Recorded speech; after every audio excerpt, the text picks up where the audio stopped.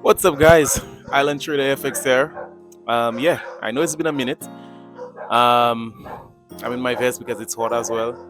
But I'm here. I'm here. Every time I decide to be consistent, something happens. Camera issues, phone got destroyed, this, that, and the other. But I don't want to jinx it. But we're here. I mean, outside of posting, still been doing the work. We have a 50K evaluation account, and that is what I have been working on. So we're just gonna go ahead and do a recap of one of the trades that I took this weekend. Well, essentially the only trade that I took this weekend. I think it was on Euro JPY. Um, so let's take a look at that. Ciao.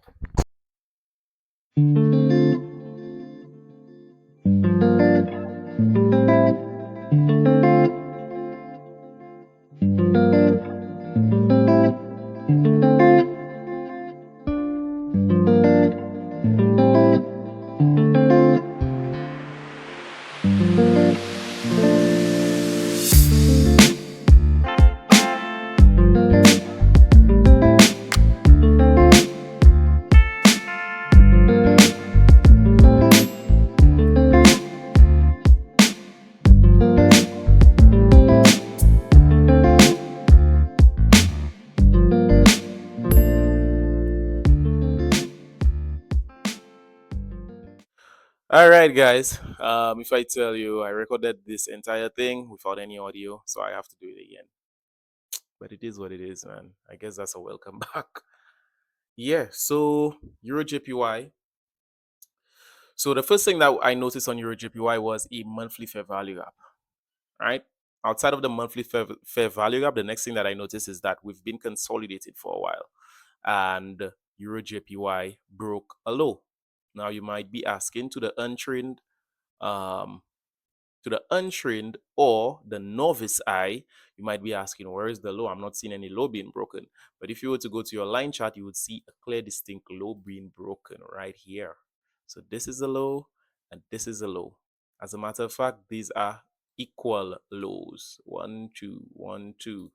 Right? You always have liquidity resting below and above highs, highs and lows, peaks. Yeah. So this massive push to the downside is the red candle that we're seeing, and I know for a fact that a lot of individuals might want to go ahead and sell. But seeing that we tapped into a monthly fair value gap, chances are you're going to get some type of bullish push to the upside before any type of sell-off happens. So I wanted to partake in the buying.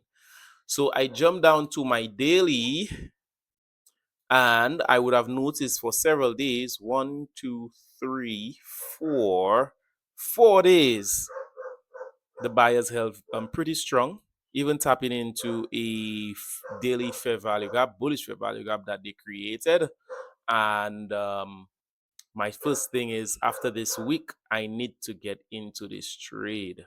So I jumped down to my 4 hour. At this point, price was definitely above this peak.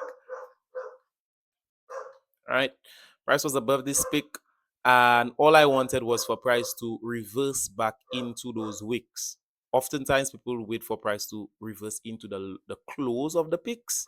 If you go right here, line chart, you would notice this is the close of the wicks, of the sorry, of the peaks, sorry, and this is the wicks of the peaks. You could see price came nowhere close to the close, right? However, price came extremely close to the wick. I know it looked like price did touch the wick, but unfortunately, on the broker side of things because of spreads, it did not activate me, so I did not get an opportunity to enter here. Right? If I got an opportunity to enter here, oh my goodness, I would have a very, very, very, very, very lovely trade. Right? I'd have gotten all of this. But yeah, that's trading for you. So instead of complaining and crying, I looked for my other opportunity to enter, which was after this liquidity sweep right here.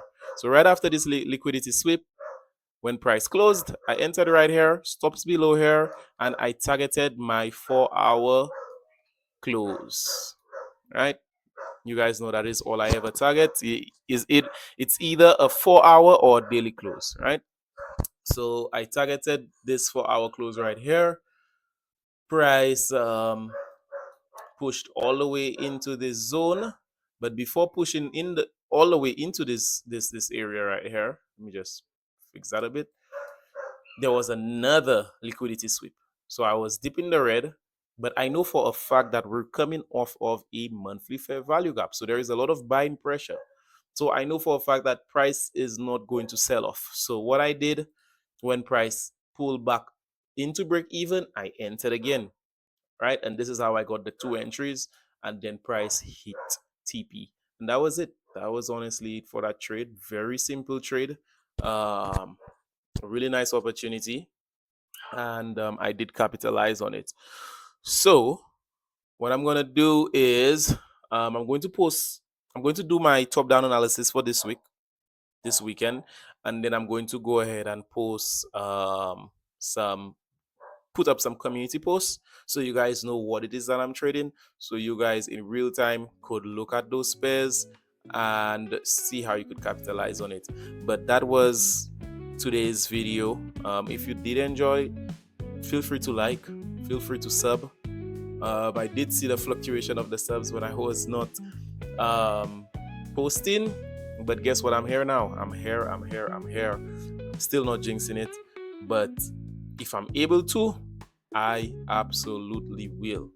So shout out, keep doing what you're doing, and I'll keep doing what I'm doing, which is posting and keeping you all informed. Have a good one. Ciao.